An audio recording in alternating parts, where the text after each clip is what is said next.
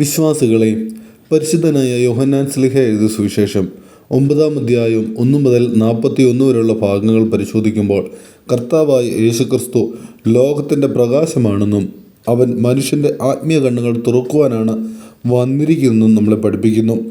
ജനത്തിൽ നിന്ന് കുരുടനായിരുന്ന ഒരാളെ യേശു സുഖപ്പെടുത്തി. എന്നാൽ ഈ അത്ഭുതം ശരീര കാഴ്ച മാത്രമല്ല, ആത്മീയ ദർശനത്തിൻ്റെ തുറവാണ് നമ്മളെ കാണിക്കുന്നത്.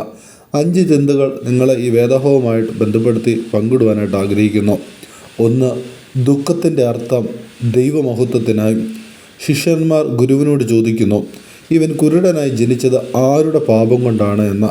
അപ്പോൾ യേശു മറുപടി പറയുന്നുണ്ട്, ദൈവത്തിൻ്റെ പ്രവൃത്തി അവനിൽ വെളിപ്പെടേണ്ടതിനായിട്ട് എന്ന്. നിസായിലെ പരിശുദ്ധനായ ഗ്രിഗോറിയോസ് പറയുന്നു, ദുഃഖങ്ങൾ ശിക്ഷയല്ല, ദൈവകൃപയുടെ വെളിപാടിനുള്ള അവസരമാണ് എന്ന്. നമ്മുടെ ജീവിതത്തിലെ കഷ്ടപ്പാടുകൾ ദൈവം നമ്മെ ഉപേക്ഷിച്ചതിൻ്റെ അടയാളമല്ല, അവൻ തൻ്റെ മഹത്വം വെളിപ്പെടുത്തുവാനുള്ള മാർഗമാണ്.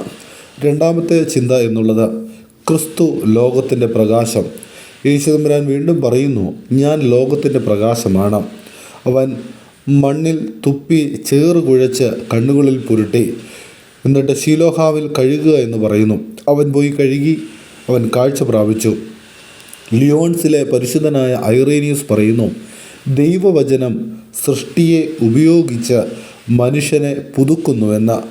മണ്ണും വെള്ളവും ഉപയോഗിച്ചതിലൂടെ ക്രിസ്തു പുതിയ സൃഷ്ടിയാണ് നടത്തുന്നത്. ഇത് വിശുദ്ധ മാമോദീസായുടെ ഒരു പ്രതീകം കൂടിയായിട്ട് നമുക്ക് കാണാൻ സാധിക്കുന്നുണ്ട്. 3-ാമത്തെ ചിന്ത എന്നുള്ളത് അന്ധത ശരീരത്തിൻ്റെയും ആത്മാവിൻ്റെയും. ഈ അത്ഭുതം കണ്ട പരീശന്മാർ വിശ്വസിച്ചില്ല. അവർ ആത്മീയമായി അന്ധന്മാരായിരുന്നു. ഇതുമായി ബന്ധപ്പെട്ട് അലക്സാണ്ട്രിയയിലെ പരിശുദ്ധനായ സിറിൽ പറയുന്നത്, കണ്ണുകൾ തുറന്നിട്ടും സത്യത്തെ കാണാത്തവരാണ് യഥാർത്ഥ അന്ധർ എന്ന്.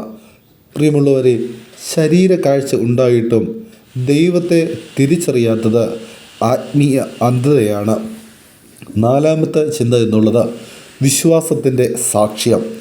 കാഴ്ച ലഭിച്ച മനുഷ്യൻ ഭയപ്പെട്ടില്ല, അവൻ സത്യത്തിന് സാക്ഷ്യം നൽകി. ഞാൻ കുരുടനായിരുന്നു, എന്നാൽ ഇപ്പോൾ കാണുന്നവനാണ്.